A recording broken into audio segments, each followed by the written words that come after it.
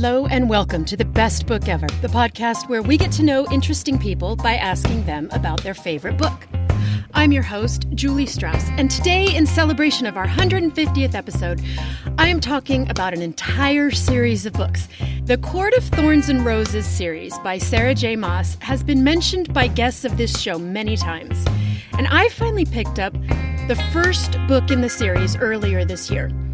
And I was kind of working through all of them, and then I got a little bored in the middle of book 3, and I went to my ACOTAR girlies, as I call them, and asked if I should keep going, and if so, why?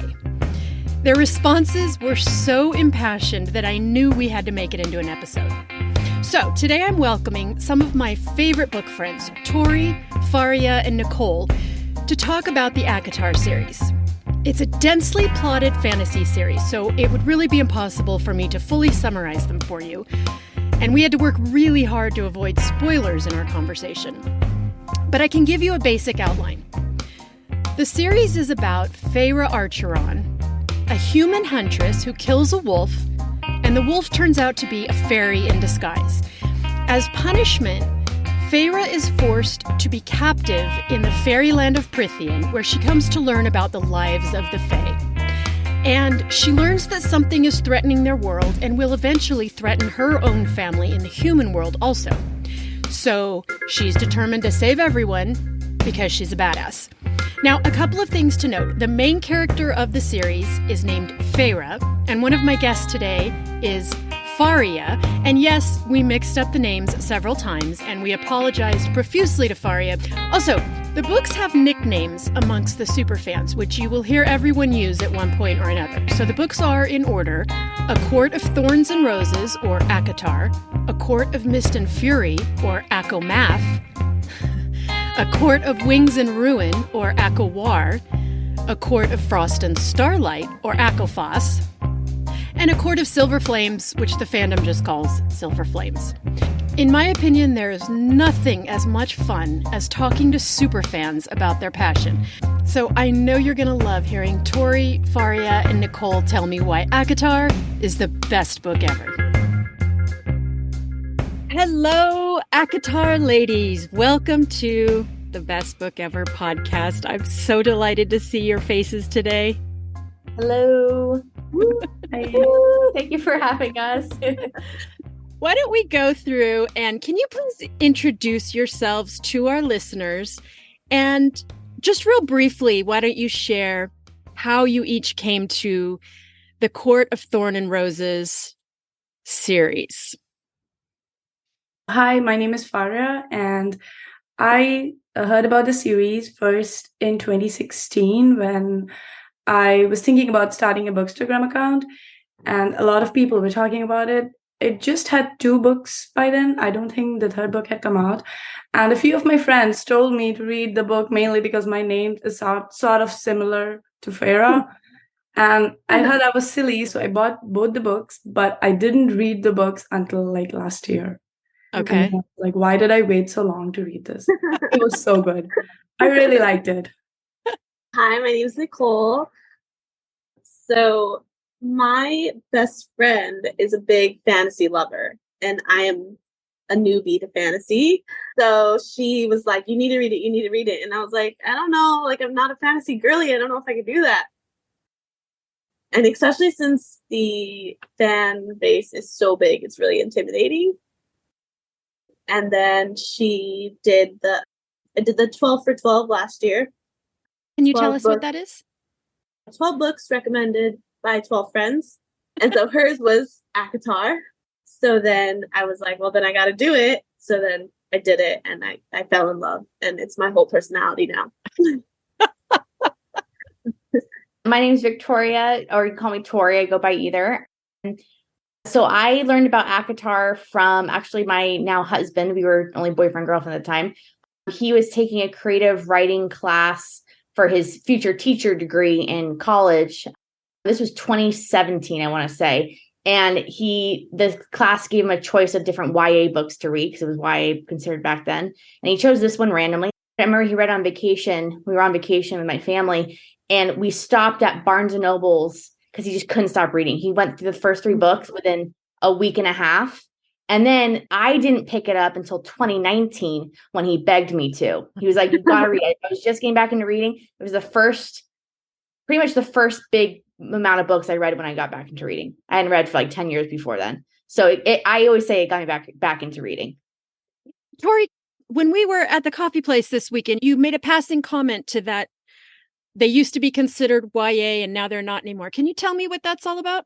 Yeah. So until like, I think maybe 2 years ago, I don't know if they've officially changed the category or genre of all of them, or if they're now just making the newer ones new adult, which is more, there's more adult content. I don't really know the definition of new adult, but they all used to be YA. She wrote them as YA, at least the first 3. When those were released, they were considered YA. And then even the novella, I think, was considered, the 4th one was considered YA.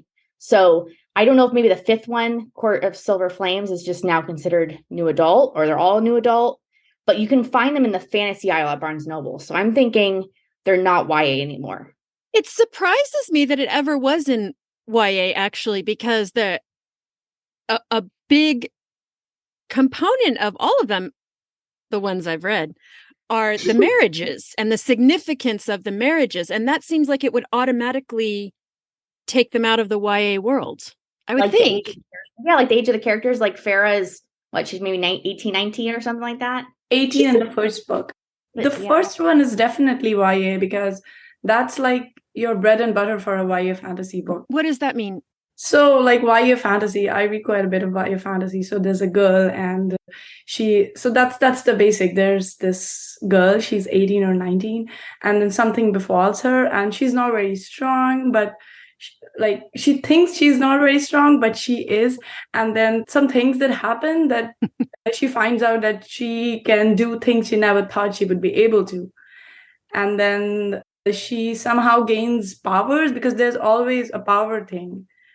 She either turns into some other being or they acquire some magical power. And then there's this very powerful guy and there are usually 2 guys that she falls for. And there's a triangle because YA fantasy is always a love triangle. And I think maybe that's why I've always stayed away from it, because I absolutely hate love triangles. I can read it for YA. Usually I would avoid that, but in YA, it's like, I don't know. People like triangles, so. Yeah, I love them. It's true. It's true. Yeah. But maybe that's why I'm so tired of them, though, is because that's all I read for so long was young adult. I think before when I first started my Bookstagram, that's all I read. And then it was like, okay, thriller, young adult, and then it just went, deep dive the other way. Nicole, do you consider yourself a fantasy reader now? Or are you just making an exception for this particular series? I think I make an exception. I feel like because fantasy, that community is so dedicated to the love of fantasy, I personally just feel like the torch has not been passed to me yet. I'm still trying to run my way through the finish line. And so I don't claim to be a fantasy reader because I just feel like I do not deserve that badge yet. I think I need to wait my turn. So there's an ACOTAR wiki, which I don't know the levels of your fandom, but I just learned this today. Doesn't surprise me. But what I learned is that the first book is a retelling of the Ballad of Tam Lin, 2 words, from Scottish tradition. And then obviously there's also a very strong similarity to Beauty and the Beast. And then the second one, A Court of Mist and Fury, which those of us in the know, we call that what? ACOMAF. Yeah. I'm trying to get the lingo right. So ACOMAF is based on the story of Hades and Persephone. Oh, I didn't know that. That's when I went through the wiki, I couldn't find any direct basis for the other 3 books. Okay. I did not put together that it was a Beauty and the Beast fantasy. I was so already in the second book, and my friend was like, "Yeah, it's a Beauty and the Beast fantasy," and I was like, "Nuh-uh." I did the same thing. And that's my least favorite fairy tale. I never liked that movie. I'm the small percentage that doesn't like it. And so when I was reading the first one, I was telling my husband, I was like, "This is Beauty and the Beast retelling. I don't want to read this." These are books about female empowerment, and sometimes very, very blatantly, and sometimes very subtly. the thing that we all hate as modern women about Beauty and the Beast is, it's Stockholm syndrome, and we do not kidnap women. We don't fall in love with people who abuse us. That's generally kind of bad.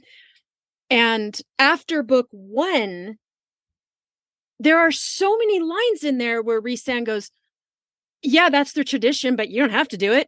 It's your body. Yeah, that's a tradition, but you don't have to do it. You make the rules. And I am every single time I'm stunned. Well, I think what you're talking about is like autonomy, right? It's like the author, Sarah J. Maas, is like really focused in on that. And I think that's great. I think with other fantasy novels, that's what's maybe missing a lot of times. It feels to me kind of like a kind of like the coming of age story, in a sense where, this girl, she doesn't have much, right? She has basically nothing. And, she's struggling with who is she supposed to be? What is she supposed to be doing? Because all she knows is to support her family, right? And for a young woman, that's a lot to support a 4-5 people household, I think the nature of the becoming of age is always very eye-opening, and when you are able to see it in different point of views, which obviously books, that's what it gives us. When you're put into this world as women, we're getting shoved into a certain way, and we probably all fell for that, like, oh, you're right, that is what we're supposed to be. But then, finding yourself and being like, actually, that's not who I'm supposed to be. And I think that's why so many people love Rhys. That is his, his you have a choice. That's always his thing.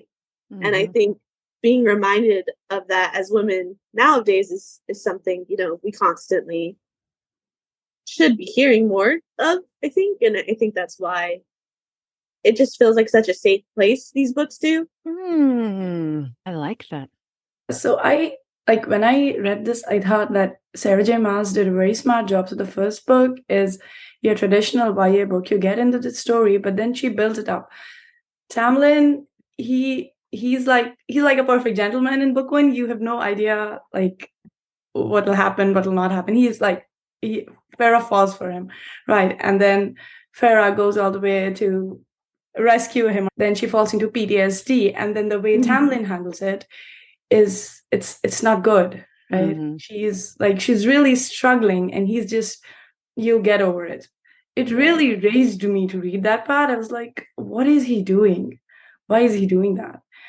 What I want to say is that Sarah J. Maas started with a story that would appeal to a lot of people, but then she started putting in those important stuff that would also be, if you look for it, then you're going to be really affected by it, and you're going to be, this is good stuff. We should have this in fantasy books, not just in contemporary books, because fantasy books are mostly like those written by men, like the older ones. They're mostly a lot of strategizing and scheming and war, and there's not much women empowerment stuff like you talked about.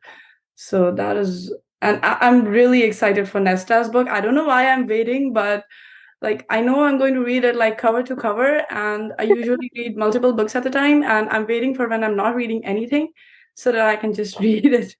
Just focus. Nesta's book is the 5th one, Court of Silver Flames. So that's the first time we have a shift in POV. Is that correct? Well, kind of, not really. The 4th novella has a little bit of, what is it, Cassian and Nesta? Cassian. And then we also Rhys in the 4th one too, right? You know what I was going to say though about what Fareya just said? Fareya. I keep doing that too. It's similar because a lot of people call me Fareya. I'm like, it's Fareya, but it's fine. And then I was like, Fareya was saying that if you put the two men next to each other, about what we were just saying, it's the old and the new, right? It's the old tradition versus the new tradition. And the old tradition is so women are supposed to be like this. You're supposed to stay at home. You're supposed to cook. You're supposed to clean. Don't go out there. You're not supposed to help with X, Y, and Z about, what she wanted to do. She's like, no, I can't just stay here inside. Especially when her whole life she was doing things. She was constantly the one who provided. And all of a sudden he's like, no, just sit there and look pretty for me. And I think when you mentioned the whole food thing, that was a big one for me too, it was like, man, are you kidding me? She's not eating. She's throwing up. She's sick to her stomach. No sleep. and you're just like, you look beautiful. Or like, let's have sex. Like, excuse me, sir. Out here. And then Rhys just comes and he's like, he sees her, you know? And I think that's what everyone, not just women, I think that's what everyone wants from someone, their soulmate, their person, is they want to be seen. Do y'all have favorite books in the series? And if so, why? Well, Julie, when you're reading the second one, right? Yeah. We're going to get back to that controversy. Well, yeah, but I messaged you about it. I said, or you were reading ACOWAR. That's right. I was saying ACOWAR is my favorite, which is the third one. That's the third one. Okay. And I like it because of the politics side of it. There's one scene, I think it also happens, there's scenes similar in the second one as well, where like all the lords and ladies from all around the world, you know, their country get together, and it's like, it's a long chapter or a few chapters, and it's just like back and forth, like discussion, intense discussion about what's going on in their world. So, and I was like, oh, and then I did like the end, you know, the big scene in ACOWAR, the very end, you know, without spoiling anything, but you know, like the action, right? I can say it's the war. But have you liked, even though the third one is your favorite, Tori, do you like them? Do you reread them? I've read them twice now. All of them. The fifth one. I've only read the fifth one time. And that's because I reread the first four to prepare for the fifth one. Okay. But my memory is terrible that I need to reread again because I've forgotten details. Okay. Fareya, what about you? Which one's your favorite? So my favorite is the second one. It's the most like popular favorite one. Like, that's right. Like the third one has a lot of politics, but the second one was more along the lines of romantasy, where the romance was developing more than the war plot. And I really liked it. So I liked a lot of things in there and how everything turned out. So I think I'll say that one's my favorite. And also because one point I forgot to mention was that why Recent was so understanding is, I think, because he also suffered abuse from that priestess. What was her name? I forgot. Amarantha? Oh, Amarantha? Yeah, Amarantha for sure. And Amarantha. Yes. She was not priestess, right? So he knew what Fareya was going through, and Tamlin had no idea, maybe. Right. You know?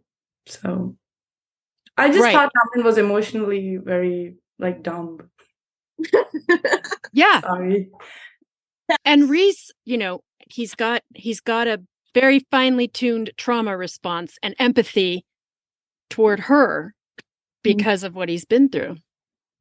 Yeah, not to mention his childhood and his parents and his past and all that he went through. Right. Or Rhys. Okay, what about you, Nicole? Which one's your favorite?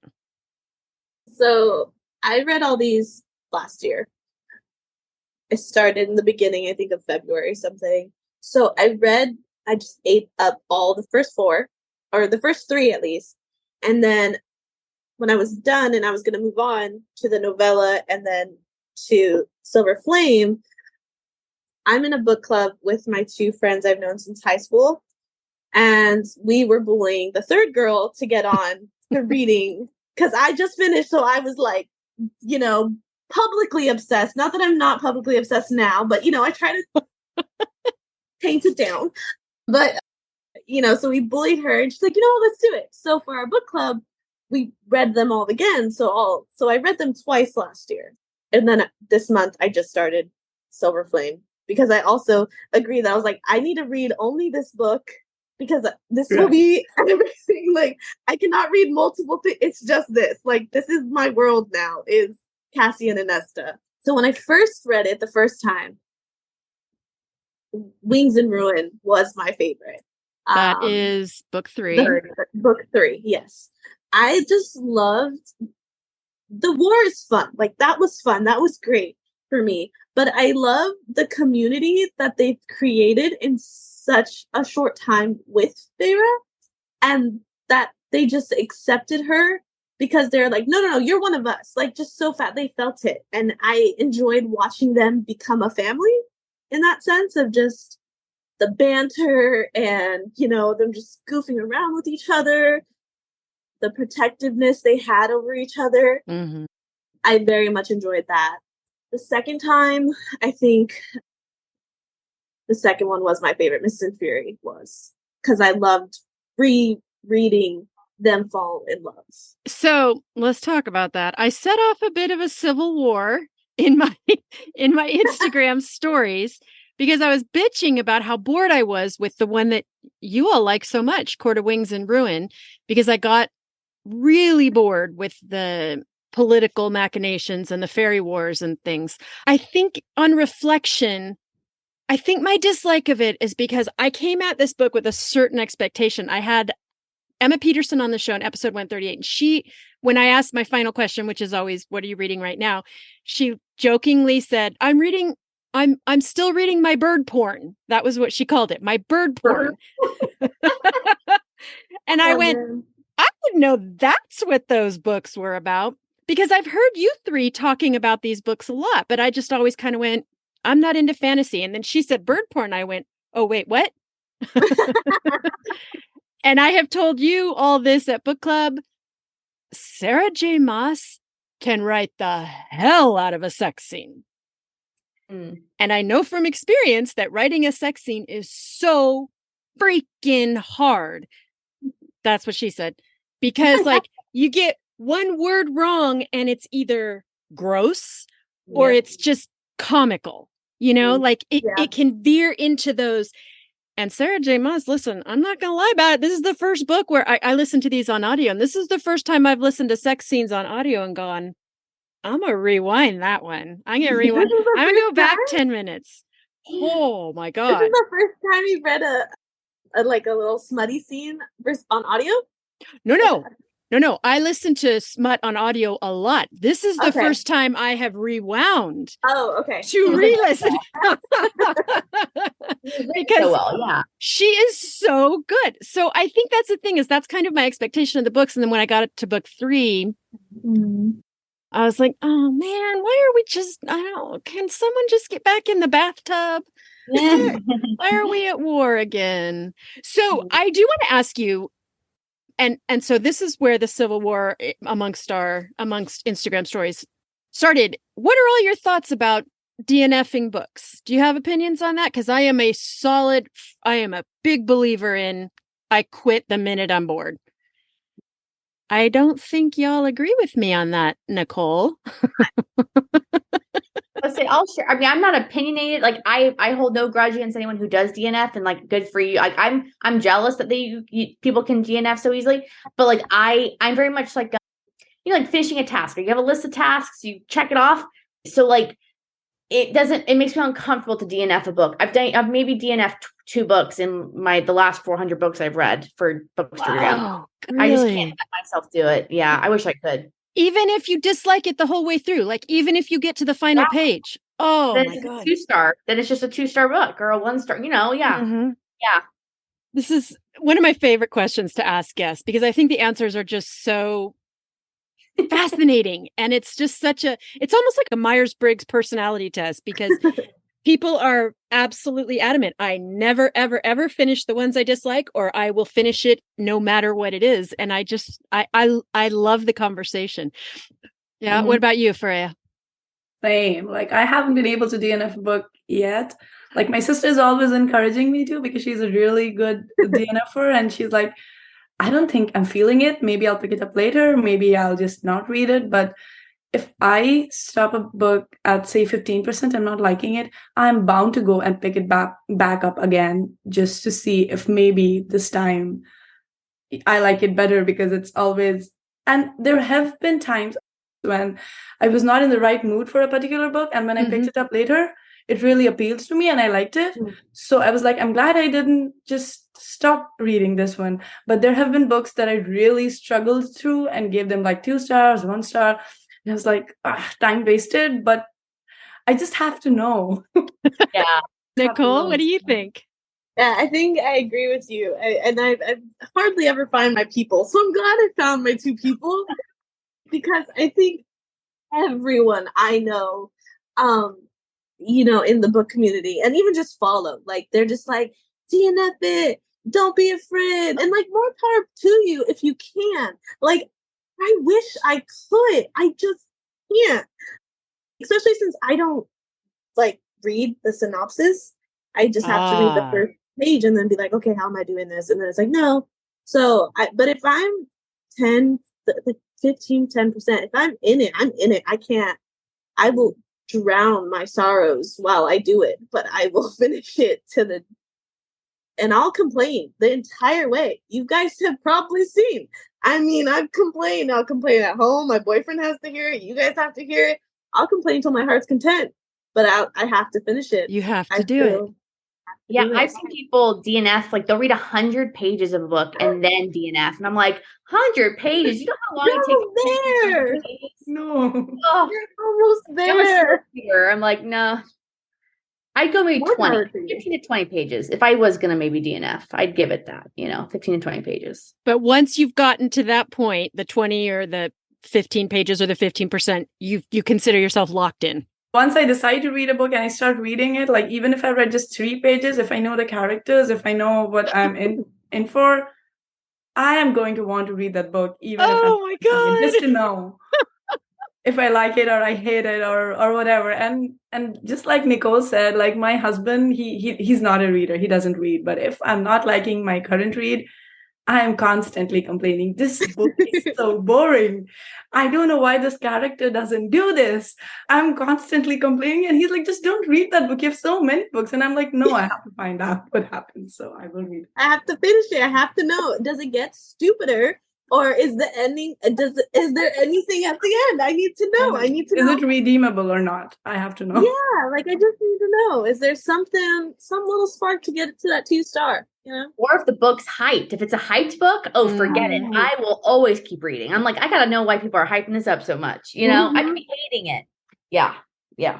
But speaking of hype, since you brought that up, the hype for this series is unlike anything I've ever seen. And just a casual scroll through the interwebs this morning, I found so many fan accounts, fan art accounts, fan edits, ACOTAR meme accounts. I found one podcast. I'm sure there are more. I found a podcast called A Court of Tattoos and Rosé. Have you guys heard of this? No, but I've heard of another one. I'm forgetting what it's called. But yeah, there is more. There is multiple. Oh, I love it. There is nothing quite as wonderful as obsessed fans. I'm just genuinely delighted by fandoms. There's something so pure about the way people connect to art and connect to the others who like that art.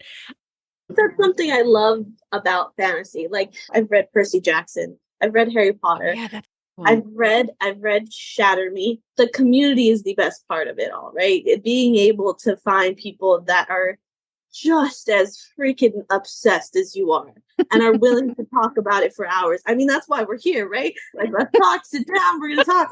And I think that's what I love about it, is the amount of passion that we have. And I think that's just because in fantasy there's so much to imagine, right? It's all of its imagination. And when people are able to draw it or express in whatever form, I think that's the fun part. And you're like, oh wow, this is good, or oh my god, that's exactly how I saw it, or I would have never pictured it like that. Like, I think that's what makes fantasy fun.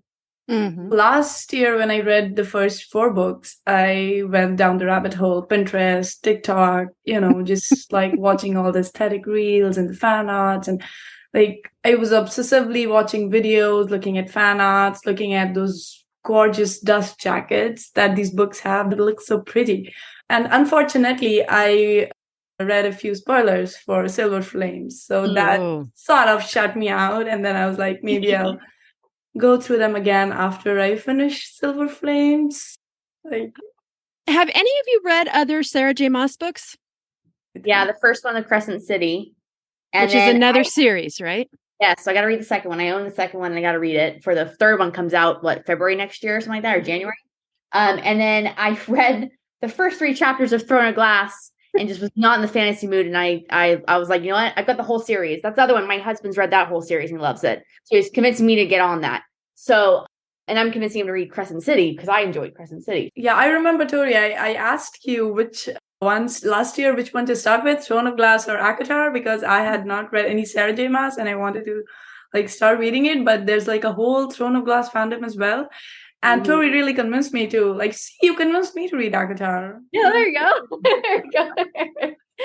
I was not sure if to pick up Throne of Glass first or ACOTAR, but I'm glad I picked up ACOTAR. Good. I haven't read Throne of Glass or Crescent City yet, but I Crescent will City. one day. I'm just warning you, first two chapters, at least the first chapter of Crescent City, you want to talk about world building. It is, I used someone made like a it's called like a little thing online with all the characters broken down, almost like a wiki. But she created a document and I used that. Oh my gosh, it was so confusing that first chapter. I'm like, what is going on? And I used that little wiki to even just get started. And then once I was into it, I was like, okay, I'm good. Like a little cheat sheet kind of thing. Yes, that first chapter, it just explains like their government and everything. It's just like in their world. It was intense, that first chapter of Crescent City. Like it was.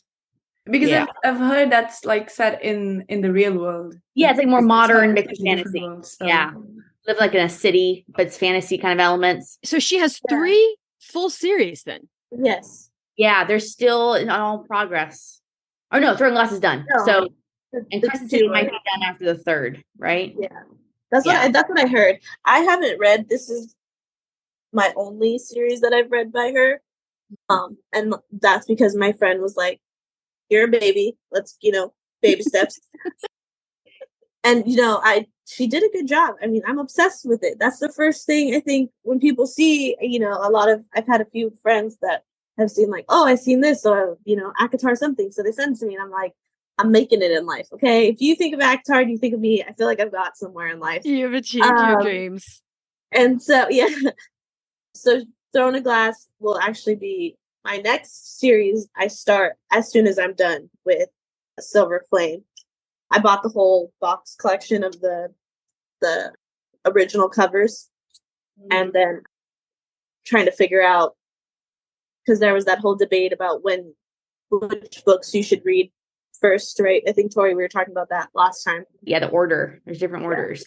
And then I did hear that Crescent City is very heavy in the description and the world building. Yes. Is very intense. And so since I'm not good at that, my friend was like, read all of this first and then we'll try to get you there. But I mean, I'm excited.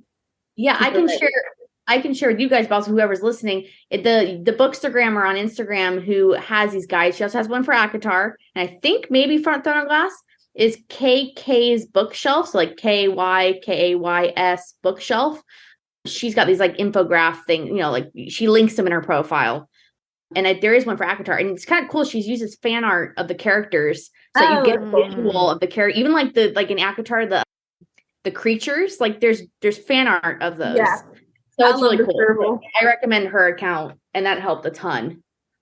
So, what are you all reading right now? I'm reading the infamous Fourth Wing. I'm around like the page 200. Big fan. I'm not as in love with it as I thought I would be. I thought it'd be like a straight 5 stars. I'm thinking more 4 at this point. It's definitely intriguing. So I'm reading that. And then I'm also just started Gentleman in Moscow. It's part of my 12 for 12 friend book. Oh, I love that book too. Yeah. And when I'm going in blind, like I always do. So I'm like the first 2 chapters. I'm like, what is going on? Like, yeah. Why do you all go into books blind? That is wild to me. Because I feel like if I read the back of the book, it gives away too many clues. And then it just, especially thrillers. I know plot twists based off the back of that book. I know everything. Yeah. Especially since Tori was my girl that always knew. I was like, we'd always start it late. So we'd be like 48 hours before or less. And then I would be like, all right, when do you predict? And then she'd tell me a page, and then I'd be like, I'm predicting that too around the same page. Clue like page 100, and you're like, he's a killer. And we both got it right at the same time. We're like, and then I'd text her or I'd message her immediately and be like, you knew who it was, right? She's like, oh yeah. And I'm like, great. And that's just by not reading the synopsis. So why would I do that to myself by reading the synopsis? They say too much. Yeah. Too much. Fantasy too, I feel like it's that same problem, just like giving away too much. I don't know. Maybe not. I don't know. So I just going blind. Always. I don't think I've read a synopsis in a while. So like if you finish a book and you're going to the bookshelf to pick out the next one, do you just do it based on cover? Well, I think I originally read the synopsis when I was buying the book. Like if I was at the bookstore, I'd read it down in the store knowing I'm probably not going to pick it up for 6 months to 2 years. Like I'm going to forget at that point. It's the truth. And then like on Goodreads, if I add it to my Goodreads when it first was released, I'll read the synopsis then, same thing. I won't read it for another 2 years or 3 years. And so I'll forget at that point. I just know when I added it originally, it stood out to me. And so it's probably a good book to read. So if it's on your shelf, you know that at some point something interested you. Yeah. So you just trust your past self. Yeah. Yeah. Okay. I go strictly based off of cover and title. Yeah. That too. And like I don't glance at it. I don't do any. I'm just like, let's roll with it. Let's see what happens. Oh, cover designers are dancing a jig right now. Okay, Fareya, what's on your nightstand right now? Okay, so I just finished reading a book just like an hour before I started talking to you guys. So it's called Whalefall. It comes in August, and it's about a diver that gets trapped inside a whale. Oh, wow. And they have like an hour of oxygen left to get out. Wow. And it was so good. I mean, I just read it in like 2 sittings. I'm going to make my husband read it. I would recommend that one. It comes out in August and it's very good. I really liked it. And it's not just the adventure part. It's also about father-son relationships. So there's drama and there's adventure and it's like parallel timelines and it's very good. So that. And I'm also reading Daughter of the Moon Goddess, the fantasy. I just started it like yesterday. Who wrote that? I think it's Su Lin Tan. It's based upon Chinese mythology. So it's a fantasy. So I'm reading that one. Yeah, pretty clever. I think I'm like 10% in and I'm loving it so far. I'll probably pick something else too because I'm usually reading 3 books at the same time. Usually one's on audio and I'm reading one on my Kindle or a physical copy, or sometimes I'm listening to the same book I'm also reading, like 2 formats at the same, like for example, I was reading Divine Rivals before this and I was reading it as a book and I was also listening to it on audio because I loved it so much that I didn't want to go on my walks without like listening to it. So I don't really have a system. I just start 2, 3, 4 books at the same time, and whichever one, like when I have some time for reading, whichever one feels like it, I'll pick that up. So I don't really have a system. And also I always read the synopsis. I don't know how you guys do it. If it's a book club book, I will just go in completely blind. But like if it's a book that like people are advertising on Bookstagram, I'll look up the synopsis. But like I said, I will forget about it in like a year or 2 and then it's brand new. No, but I mean, cover and title, they are important, but I have to read like something about the book before actually starting it. Me too. Yes. Okay, Nicole, what's on your nightstand? Silver Flame, of course. That is on my nightstand. It's been staring me in the eye this entire time, looking at me, waiting for me to read it. I'm also reading, I'm totally going to botch this title right now. The Ballad of, is it Snakes and Songbirds or Songbirds? Yeah, oh, yeah, the Hunger Games prequel? Yes. I'm reading that for my other book club. I have gotten all the 2 chapters in, so to be determined on how that goes. And then I just started on my Kindle. Is it Haunting Adeline? It's that dark romance. It's the Cat and Mouse series or something like that. I believe it's like a dark romance, but I think the trope is stalker, from what I've heard. Stalker falling in love, I believe. I don't know. That one like smutty? Yeah. So that's a smut read. Well, of course, so Silver Flames too, but this is yeah. Yeah, Nicole has thoughts about the smut level in Silver Flames, which I gotta say, I legit, when I look at the Instagram, I'm like, I hope Nicole's posting about Silver Flames. I have so many thoughts about it, but this is not the podcast to be doing all my thoughts. Yeah, warning to those reading Court of Silver Flames, it is very much smut. I mean, that is truly new adult. Like it intensifies tremendously. I think I'm going to take Fareya's advice, and she had suggested to fast forward through or play it on like double speed to get through number 3, or I'll just read the now that I found that wiki, I'll just read the synopsis and then just hightail it over to Silver Flames. Yeah. Just But understand a lot happens in Wings and Ruin. It does. Like, It is the last so 100 much pages. happens in there. I mean, it's possible there's a part which you don't like and you want to skip through it. You could maybe skip through it like fast or skip, but don't completely abandon it. That's what I suggest. Go to the war part. Like, have you even did you get to the you were on the third one, right? Yeah. So did you get to the High Lord meeting? Did you get there? Yeah, everyone was sitting around like planning battles and Okay, fine. But like, okay, fine. Skip that part. But like, just get to the battle scene. Yeah. Like the last 150 pages. Just get there. Why Yeah. though? I mean, can I just read the synopsis and figure out who lives and dies, and then go on to the next one? You probably could. Oh my God, I wish this podcast had a video component, because I wish the listeners could see all of your faces right now. Let me tell you, these ladies are so horrified with me. Who lives and dies? That's all that matters. I'm sorry. So I am such a more. DNFer. I just like this is what I just stop and I go, okay, this one's not for me, and I just never have a problem with it. One of us might have to read the wiki synopsis and see if it's appropriate and if it works, and then we'll let you know. We'll be like, okay, go ahead. Okay, that sounds fair. Is it sufficient enough? Yeah, Okay. or you could like maybe get a physical book and flip through it, and maybe something will catch your eyes, you know? Yeah. And you never That know. might actually be a better way to do it, because you can really skim through the war scenes or what have you. Yeah, so you'd like maybe something will catch your eye, and then you'll start reading it and not stop. And you'll see how amazing it is and how beautiful and how much you're missing out on. Oh my gosh. All right. You might be convincing me. We'll see. All right. Will you all share with our listeners where they can find you online? All right. Well, once again, this is Tori. You can find me on Instagram, or Bookstagram, as they call it, at beauty_and_books.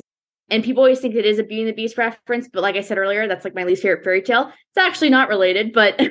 So this is Fareya, and you can find me on Instagram and on TikTok and on Goodreads, everywhere as Booktimistic, as in books and optimistic. So like Booktimistic. One of my all-time favorite Instagram names. That was so clever. Oh, thank you. Yeah, that's good. Well, this is Nicole. You could find me on Instagram as talkless_readmore. On Goodreads, you can find me under NS Burton, and that's Burton like Tim Burton, 2 N's at the end.